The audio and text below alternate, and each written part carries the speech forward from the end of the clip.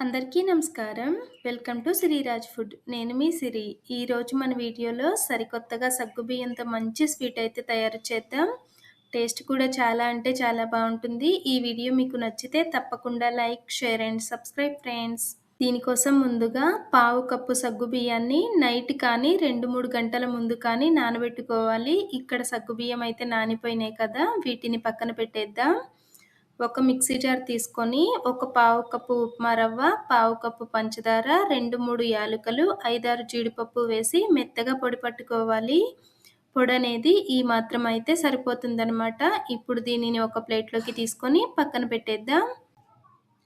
Gas మీద కళాయి పెట్టుకొని 1 స్పూన్ నెయ్యి వేసుకొని 5-6 జీడిపప్పు, 5-6 బాదం పప్పు వేసి దోరగా వేయించుకోవాలి. పప్పులనేవి ఈ మాత్రం వేగితే సరిపోతాయన్నమాట. వీటిని కూడా పక్కకి ప్లేట్లోకి తీసేద్దాం. మళ్ళీ అదే నేతిలో 1 కప్పు కొబ్బరి తురుము వేసి కొబ్బరి తురుము కూడా లేత బంగారు కలర్ వచ్చే వరకు వేయించుకోవాలి. కొబ్బరి తురుము లేదు అనుకుంటే కొబ్బరి పొడైనా వేయొచ్చు. కొబ్బరి అనేది ఈ మాత్రం వేగితే సరిపోతుంది. ఇప్పుడు ఇందులోకి ఏ కప్పుతో కొబ్బరి తీసుకున్నామో అదే కప్పుతో అరకప్పు పుట్నాలు వేసుకొని పుట్నాలు, కొబ్బరి 1-2 నిమిషాల పాటు గ్యాస్ తక్కువ పెట్టి వేయించుకోవాలి. పుట్నాలు ఎక్కువ రంగు రావాల్సిన అవసరం లేదు. వేడి తగిలిందంటే క్రిస్పీగా తయారవుతాయి అన్నమాట. ఇప్పుడు ఇవైతే వేగిపోయినాయి కదా! ఒక ప్లేట్లోకి తీసి పక్కన పెట్టేద్దాం.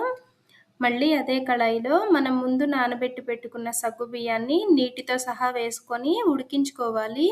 సగ్గుబియ్యం అనేవి ఈ మాత్రం ఉడికితే సరిపోతుంది. ఇప్పుడు ఇందులోకి ఏ కప్పుతో కొబ్బరి తీసుకున్నామో అదే కప్పుతో 1 కప్పు బెల్లం తురుము కానీ, బెల్లం పొడి కానీ వేసుకొని బెల్లం కరిగే వరకు కలుపుకోవాలి. మన ఛానల్లో ఇంకా ఈజీగా తక్కువ టైంలో చేసే సరికొత్త రెసిపీస్ చాలా ఉన్నాయి. కుదిరితే ఒకసారి చూడండి. వీడియోస్ మీకు నచ్చితే తప్పకుండా సబ్స్క్రైబ్ చేయండి.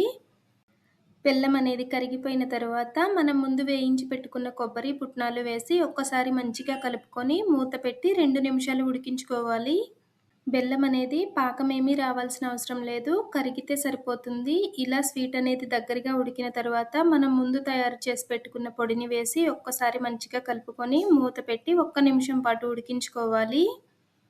ఈ స్వీట్ టేస్ట్ అయితే చాలా అంటే చాలా బాగుంది. ఒక్కసారి ట్రై చేసి చూడండి. స్వీట్ అనేది ఇలా దగ్గర పడిన తర్వాత మనం ముందు వేయించి పెట్టుకున్న బాదం పప్పు, జీడిపప్పు వేసి కలుపుకొని వేడివేడిగా తిన్నామంటే పుట్నాలు అనేవి క్రిస్పీగా తగులుతాయి అన్నమాట. చల్లారిన తర్వాత తింటే సాఫ్ట్గా అవుతాయి.